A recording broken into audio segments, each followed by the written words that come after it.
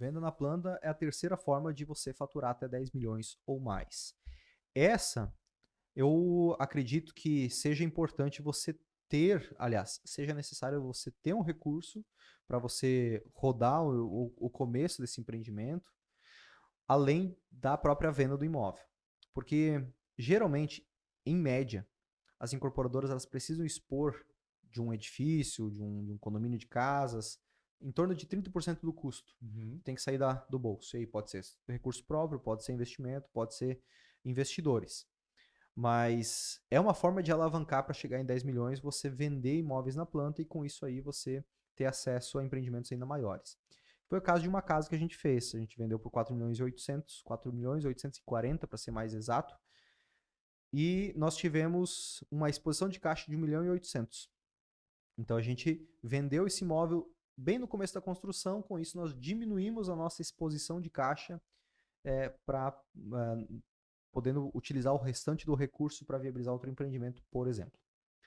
Então, uma incorporadora principalmente aí a gente falando de multifamiliares, porque casas não é recomendado vender a casa ainda antes da construção, assim, num geral não recomendo, mas apartamentos é mais comum você ver isso, né? Corrigido por alguma Sim. inflação da própria obra, ou INCC, ou o próprio CUB, né? Uhum. Algum índice de correção. Até porque se o cliente final vai comprar uma casa unifamiliar, né, na planta, poxa, ao meu ver não vale a pena. É mais fácil contratar a construtora, não está pronto ainda, Sim. né? Então contrata a construtora, constrói, que vai sair mais em conta do que uma venda de casa na planta que já está embutido o lucro do incorporador. Ou então, se não sair mais em conta, vai empatar. Essa a dúvida sua, ou a tua sugestão, essa tua ideia. Eu recebo de vez em quando também no Instagram, né? Mas por que que vale a pena construir para vender, tem alguém que quer comprar uma casa pronta ou em construção, sendo que eu posso comprar o terreno e construir e gastar menos? Cara, eu sei que a casa não está ainda construída, mas ela já está aprovada, ela já tem um projeto arquitetônico. Esse cliente ele não quer passar por esse processo de escolher o Uhum. terreno, porque já não está mais aquele preço, já está mais caro agora o terreno. Já está com o projeto aprovado e lá tem que fazer um projeto, tem que contratar Uhum. arquiteto, tem que fazer todo o processo. Aí depois tem que contratar empreiteiro e assim ele contrata alguém, ó, me entrega essa tua casa aí, essa aí que você fez, eu quero essa mesma, eu gostei. Só muda essa parede aqui, faz assim agora, ou algum detalhe de acabamentos e me entrega essa casa. Então essa comodidade, É, mais ou menos, né, Léo? Se fosse tão simples assim, né? Bom que Porque fosse vai só chegando na isso, né, fase de. mas É, bom que fosse só isso, né? bom que fosse Muda só essa isso. parede e troca esse revestimento. Porque na hora que ele começa a ver mesmo o revestimento, Sim. aí Geralmente o buraco é mais embaixo. troca todos os revestimentos. Por isso que também é um dos motivos que a gente não recomenda vender a casa no início da construção, por essas alterações que vão acontecer. Sim. Por uma questão normal, natural de personalização do imóvel por parte do cliente, né? Agora, é interessante destacar que tem cliente querendo comprar imóvel na casa na planta, porque afinal ele não quer passar por nada. Ele quer Uhum. que alguém garanta também o valor final da casa. Ele pagou o valor, ele quer aquela casa pronta, né? uhum. Mas em edifícios residenciais, multifamiliares, é mais comum você fazer uma certa alavancagem Uhum. com a própria venda das unidades. Então Sim. você diminui muito a sua exposição de caixa. Qual que vai ser a tua exposição de caixa mínima, assim? Talvez nem seja ela. Você vai ter que aprovar o projeto, então vai ter que gastar com as taxas, ter que contratar o projeto arquitetônico, pagar os impostos para poder ter o alvará de construção emitido na mão. O registro de incorporação, precisa registrar a incorporação para poder vender as unidades. Então, tudo isso é um dispêndio de capital no começo. E a Lei 4591 de 64, ela só permite a venda das unidades após o registro de incorporação. Se você Sim. fizer antes, você está cometendo um crime contra a economia popular, que é o que acontecia antes de 64. O pessoal vendia a rodo e sumia. Né? Não tinha, ou vendia gato e entregava lebre. Uhum. Então, e fazia uma bagunça. E essa lei veio para organizar isso. Não quer dizer que as incorporadoras não façam venda antes. Venda, o contrato de gaveta, tá? Fazem. Fazem e isso fazem a rodo.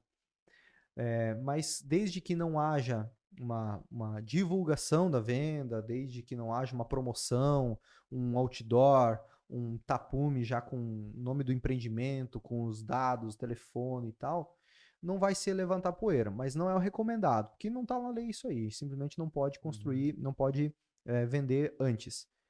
Mas como as construtoras fazem Nem isso, durante, né, Léo? é, Nem antes, nem durante. nem antes da incorporação, nem Nem durante, durante a durante, construção. se não tiver, se não Se não tiver o tiver o registro, RI. se não tivesse o registro de incorporação. Isso. Agora, o que as construtoras, no caso incorporadoras, fazem, elas vendem alguns apartamentos assim para aqueles investidores antigos deles, que eles têm há muitos anos, né? Então, investem, permutei esse terreno, você já sabe como que é, aqui tá aqui o meu fio do bigode, e vambora, e esse é o valor aqui. Então, ainda não tem nenhum orçamento, às vezes, fechado, só que as primeiras unidades que são vendidas, esse investidor ele assume um risco muito grande em troca de uma rentabilidade bem superior. Então ele é um dos primeiros a entrar. Ele entra antes do pré-lançamento, antes do lançamento, porque o lançamento é a festa, né? A festa e tal, vamos fazer esse prédio. Mas tem o pré-lançamento que antecede já vai sendo posicionado, alguns investidores já vão fazendo reserva das unidades, já fica pré-determinado alguns apartamentos. E tem esse investidor que entra ainda antes. Então, uma estrutura de uma incorporadora já organizada, ela se capitaliza com esse pessoal, né? Porque daí entra esse cara bem no começo, ele não faz um parcelamento, ele não coloca um apartamento no negócio. Ele vem e coloca dinheiro. Dinheiro é respiro para a empresa. Aí ela já começa, já pode fazer fundação ou já reembolsa o próprio caixa, né? Já começa a executar, e aí começa a executar o empreendimento. Opa, vai começar o prédio, eu vou investir agora. E aí mais gente gera a ansiedade de investir junto com essas pessoas. E isso vai virando uma bola de neve.